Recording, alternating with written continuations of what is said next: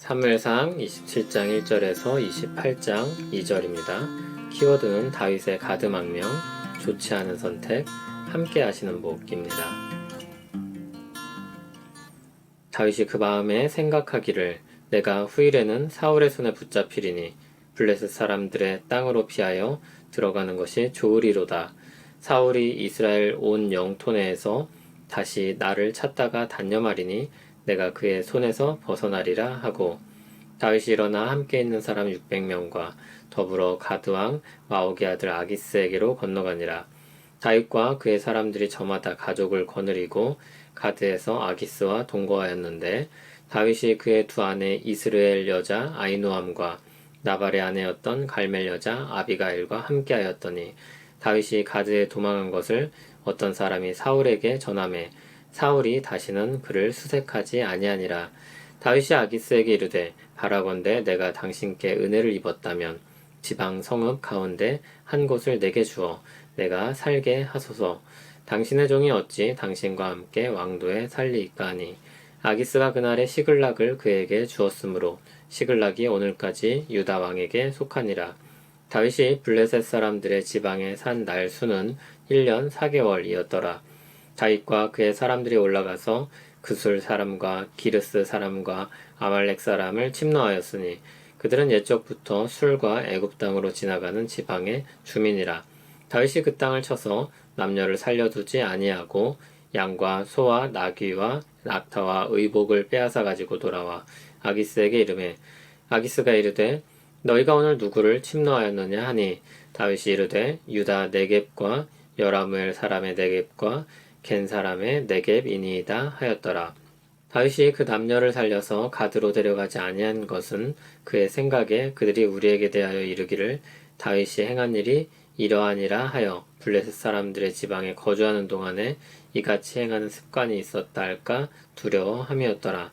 아기스가 다윗을 믿고 말하기를 다윗이 자기 백성 이스라엘에게 심히 미움을 받게 되었으니 그는 영원히 내 부하가 되리라고 생각하니라.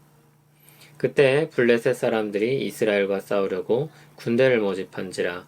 아기스가 다윗에게 이르되 너는 밝히알라. 너와 내 사람들이 나와 함께 나가서 군대에 참가할 것이니라. 다윗이 아기스에게 이르되 그러면 당신의 종이 행할 바를 아시리이다 하니, 아기스가 다윗에게 이르되 그러면 내가 너를 영원히 내 머리 지키는 자를 삼으리라 하니라. 아멘. 다윗은 사울과 헤어진 후 블레셋으로 피하기로 마음을 정했습니다. 사울이 잘못을 인정하고 회개했지만 그를 믿을 수 없었기 때문입니다. 다윗은 블레셋 가드왕 아기스에게로 건너가기로 합니다. 이전에 망명을 시도했다가 실패했던 곳입니다. 미친 채 하며 빠져나왔던 그곳입니다. 이번에는 자기를 따르는 사람들과 가족들까지 함께 했습니다. 다윗의 생각대로 다윗이 블레셋으로 들어갔다는 소식이 사울에게 전해지자 그는 뒤쫓기를 그칩니다. 다윗은 아기스에게 가서 이번엔 정식으로 망명 신청을 했습니다. 아기스는 다윗을 받아들였고 그를 시글락에 살게 했습니다. 그 땅은 이후로도 유다 땅에 속한 곳이 되었습니다. 그곳에서 다윗은 1년 4개월을 살았는데 그동안 다윗은 철저하게 블레셋 편인 것처럼 살았습니다. 그는 여러 땅을 쳐서 이기고 전리품을 가지고 아기스에게로 돌아왔습니다. 다윗은 유다의 남쪽 지역까지도 치고 왔다고 보고를 합니다. 네겝이라고 번역된 부분이 남방 지역, 남쪽 지역을 가리키는 말입니다. 아기스 편이 된 것으로 자신을 포장한 것입니다. 그리고 이 거짓말이 드러나지 않도록 자신이 쳤던 땅의 사람들을 아무도 살려두지 않았습니다. 그의 1년 4개월은 그렇게 떳떳하지 못했고 그로 인한 문제가 28장에 등장합니다. 아기스는 든든한 아군을 얻었다고 생각했습니다.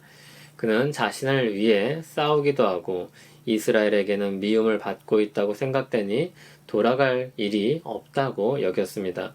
아기스는 다윗을 자신의 싸움에 참전시킬 정도로 신뢰하는 사람으로 생각했습니다. 그래서 전쟁에 그를 자기 부대로 편성하여 싸우게 합니다. 그런데 하필 싸워야 하는 대상이 이스라엘이었습니다. 다윗은 일단 모호한 말로 아기스의 편에서 참전하겠다고 대답할 수밖에 없었습니다. 다윗의 선택은 이해할 수는 있지만 좋은 선택이라고 할 수는 없는 것이었습니다. 사울에게 쫓기던 그에게 이제 가족을 비롯해 따르는 무리들이 생겼습니다.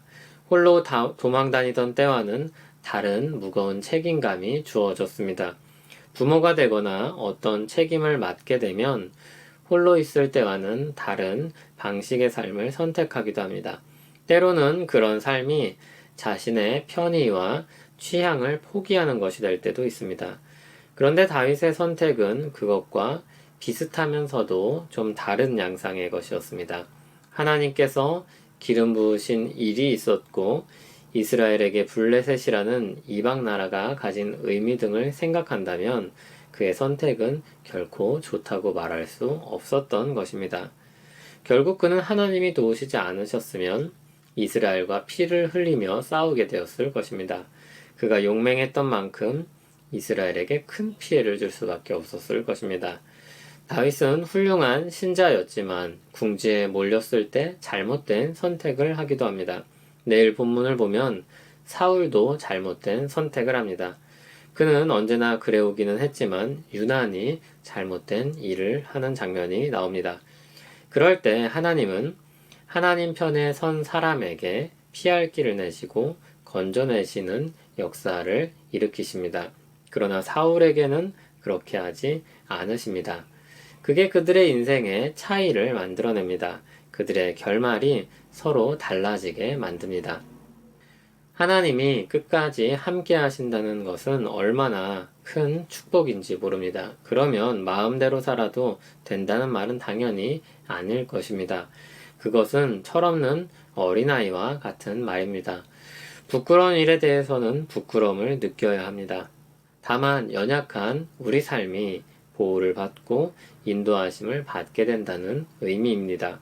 그로 말미암아 우리가 언제나 좋은 선택을 하는 것은 아니지만 하나님의 도우심으로 말미암아 밝은 미래를 이야기할 수 있는 것입니다.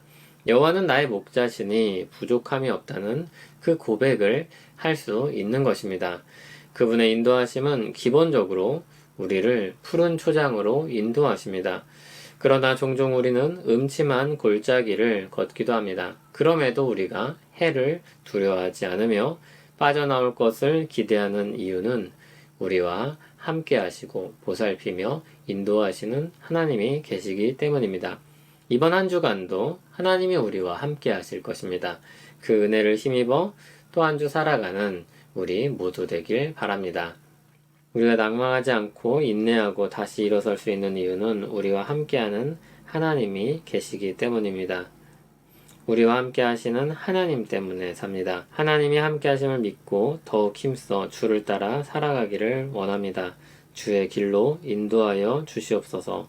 예수님 이름으로 기도합니다. 아멘.